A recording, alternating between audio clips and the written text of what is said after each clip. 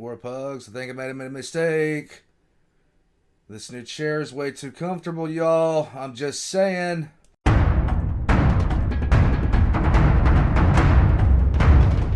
War Pugs, I've had to actively make this chair uncomfortable. Like, a little bit more uncomfortable than... Basically, if you're wondering what in the world I'm talking about, a couple of days ago, my old chair finally bit the farm. It is what it is. It happens. It makes me sad. But, in the process of that, I went out and got a new chair. But before I could get my new chair, I had to sit a couple of days in a chair that could charitably call... Charitably chair. Haha, lol, I'm funny. The thing could be called a medieval torture device used to get peasants to reveal where they hid their money. This new chair is just... I'm just...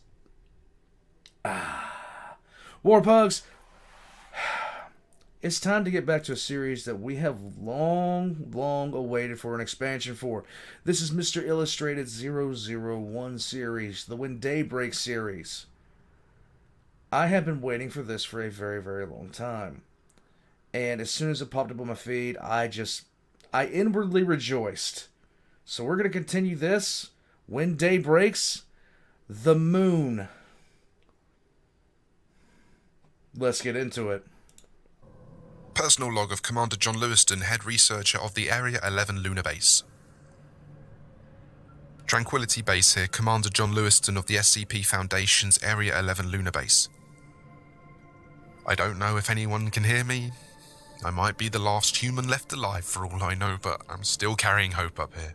Carry it, brother. About a month and a half ago was when it started. Georgia was out wiping down the solar panels when something shifted. There's no weather up here, but sometimes the panels still get a bit mussed up by small meteorite impacts. Nothing serious, but we like to keep up with our maintenance. Either way, I saw on the external cameras when the sun's light shifted ever so slightly. It almost seemed like it dimmed for a moment, and then it came back. I asked Georgia if she saw it too, and she looked up. And that's when everything started. Yay. Her radio signal went silent. I'm still not sure if it was by choice or a malfunction in our equipment, but it didn't take long for her to try to get back into the building, and we let her in. I wish to the gods now that we hadn't. Yep.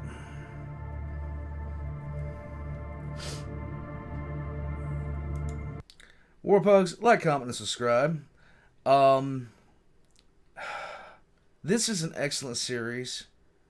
I'm going to be putting all... If you've never seen this before, if this is your first time ever seeing this, I recommend that you stop here and go back to the beginning. This has been an excellent series from the very start. And I hope he continues this for a while. Now viewer, have you ever wanted to see a cyborg dragon? Well, the new Cyberpunk Mythos card decks have got you covered. Legendary beasts reimagined as heavily modified cyborgs. These cards celebrate East Asian mythologies and cyberpunk culture. Take a look at the artwork on these cards, isn't it awesome? Each pack features exquisite artwork of the legends in cyberpunk form in a variety of finishes. There are basic decks, holographic cards, collector's packs, and even these expandable card boxes. Follow the link below, find the deck that is right for you, and get your own pack of cybernetic mythological legends today. Description. Once the flesh monster that used to be Dr. Georgia Willows was inside the base, it moved its eyes throughout the body it inhabited. Darkness everywhere but the helmet, which was fair. The windows in this entry area were polarized though, and that wouldn't do. No. This room was the transitional airlock for the entire lunar base. It was only large enough to house maybe 5 people if they all stood shoulder to shoulder, but it had something the rest of the underground base lacked: windows that looked out over the lunar environment. It could reverse the polarization, and this airlock would be an ideal location for conversions. As it stepped into the room, another man stepped up and reached with unconverted hands for Georgia's helmet release clasp. The monster that used to be Dr. Georgia Willows waved the hands off and moved to the window controls.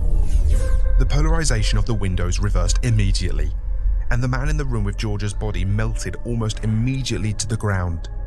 The goo that used to be a man flowed over itself and opened the door to the interior base. Ugh. A click sounded right as the man slid through the open door. That would be the security systems engaging the outer base's locking mechanisms. But with this door already open, the first level of defense was already breached. Hooray!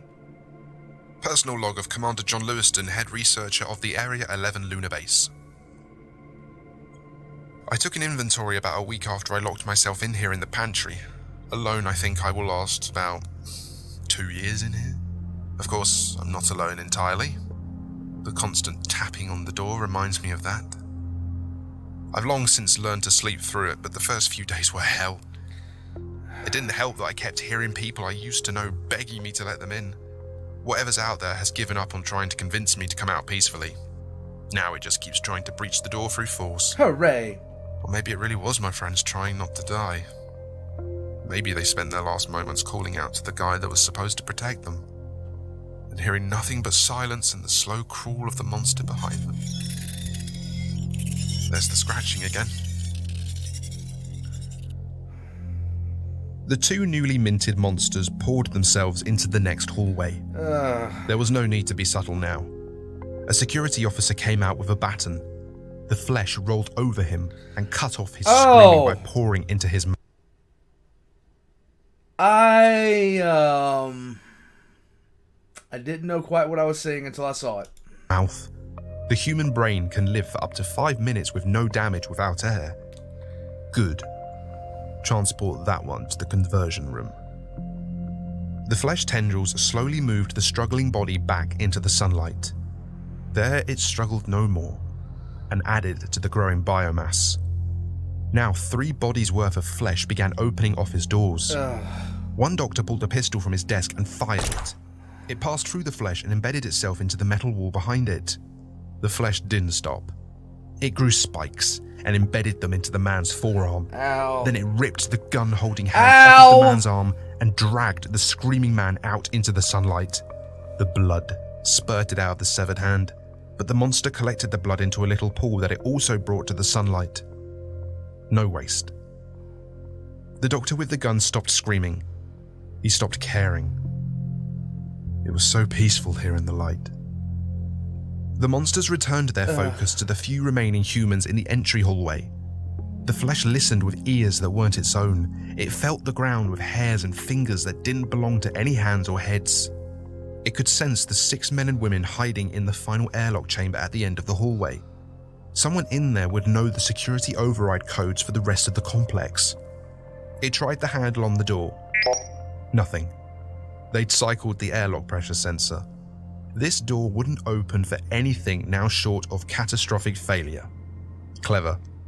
The flesh, though, crept along the floor towards the sealed door. It called on the knowledge of those it had already converted. A single breach here would do the job. Once the pressure was equalized with the hallway, the door's mechanical lock wouldn't be strong enough to keep the monster out. The monster formed a vicious spike from enamel and bone, and it started to go to work. Oh my god. Personal log of Commander John Lewiston, head researcher of the Area 11 lunar base. It has been 2.5 months now. If Earth was sending a rescue, it would have come last month. This must be happening down there too. I try to keep myself occupied with a variety of mental tasks. I've read every label in here probably a dozen or more times.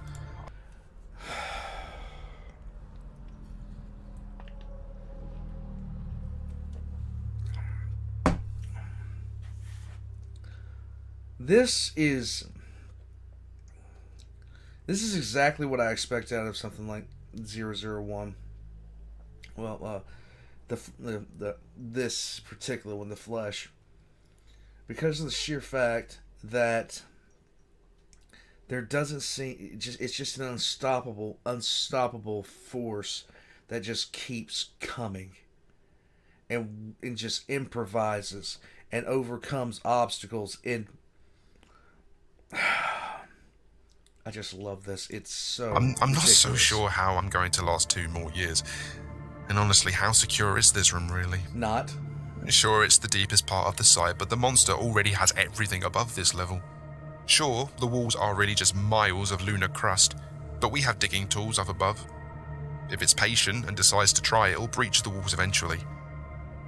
And then what? Then I die screaming. No.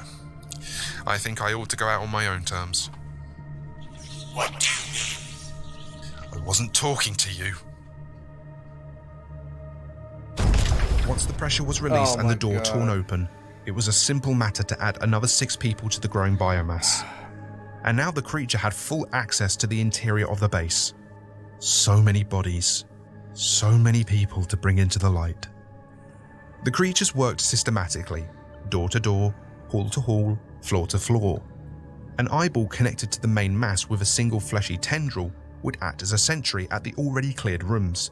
Then the monster would move on. A few people got clever and tried to double back, but that just brought them closer to the conversion room, which was filled up every few minutes and then emptied again of the biomass of the saved. A facility with over 130 personnel was emptied out in less than 2 hours, except for one man. A single holdout had retreated to the lowest level and sealed the doors. The base commander. He had knowledge the entity could use. The location of other bases that were secrets to almost anyone on Earth. Moons and planets both inside the solar system and outside that held the unconverted. The base commander would need to be converted. But this would require a more delicate touch. Great. Now, it's gonna... Personal log of Commander John Lewiston, head researcher of the Area 11 lunar base. I'm gonna do it. I'm gonna blow my brains all over this can of peaches. Commander, please. We just want to help you. No. Get away from the fucking door. Leave me alone. Please, Commander. It's wonderful. I've seen you for what you are. What are you? Monstrous. You're evil. That's a statement. That's very reductive, John. Have you ever wanted to truly know someone? I'm not going to have a conversation with a flesh monster. You are having one, though. You've been doing that for a little bit here, John. I'm just hoping to open a real dialogue. Besides, I know you're bored in there. Then let me leave. We will. We'll do that and more. No. Did you know that Monica had a crush on you? Did you know that Philip was intimidated by you? Do you know that Kevin wanted nothing more than to make you proud of him? And you killed them. No, John. I've set them free. They're all here. They all remember you. They want you to join them. Shut up. John, every single one of us has spent an entire lifetime full of unhappiness. We are fulfilled now. Every mind has been pulled together into a greater whole. Join us and be free. That's so nasty sounding. Oh, I'll be free, all right.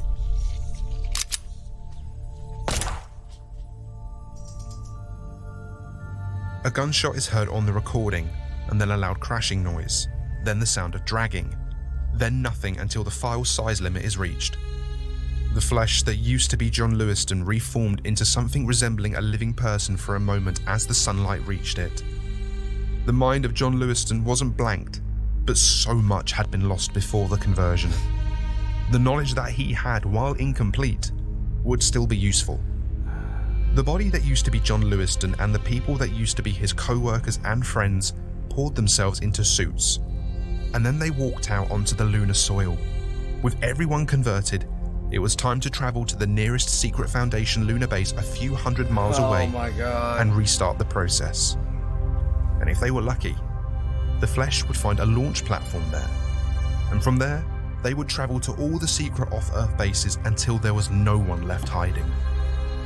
The suits moved unnaturally through the lunar dust, across the landscape. Some dropped to all fours to make it easier to walk in the gravity, and as they went, the monsters behind the helmets, had they been capable of it, would have smiled. Check out this video for another great story. Please leave a like if you made it this far, it really helps the channel. Big thanks to Dr. Sumerian for writing this one, and special thanks go to Matthew Duncan, Andre Bachert, Ryan Brenner, Techno Ninja, Infinitune, and Viger.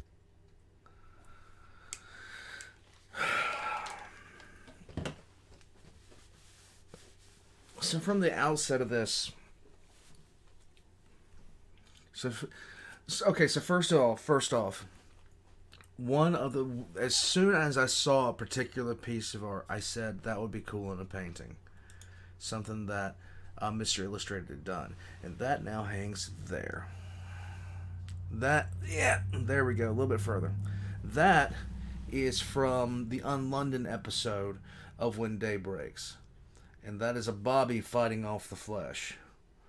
As soon as I saw that, I said, I want to hang that on my wall. And I did. War Pugs. There are a few series that come with my absolute highest recommendation. You have this one, of course. You have like if I were to talk about series that I have, checked out since I started, of course, you have Text to Speech, you have an old Guardsman Party, you have A Fan with Too Much Time, Star Wars vs. 40K series, and you have this.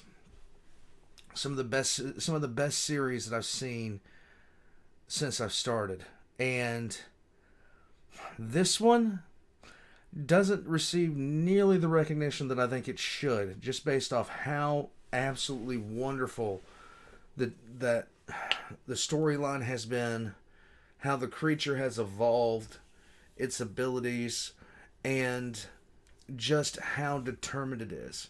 He's had several voice actors and actresses on this, and they have contributed in no small way to making this an amazing, amazing storyline. War Pugs, I'm going to take off again. I'm so glad we continued this. Like, comment, and subscribe. I'll catch you guys next time.